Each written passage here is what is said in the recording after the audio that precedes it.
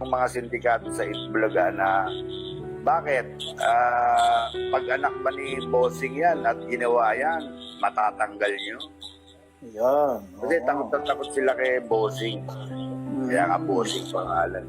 Pero bakit si Joey De Leon hindi nyo nirespeto? Bakit tinanggal niyo yung anak ni Joey De Leon? Nagtatrabaho yung tao nagkataon may Nagkasabay lang eh. Nagkasabay. Yun. Nasaan na ba yung kwento ko? Nakikimpi. Okay, Kimsey. Diba, sabi ko nga dati, ewan ko sino mga kausap ko doon. Yung anak ba ni Bossing, pag nandyan sa Itbulaga, kaya niyong sibakin? Hindi, kasi takot sila kay Bossing bakit si Joey De Leon, hindi kayo natakot? Wala kayong respeto.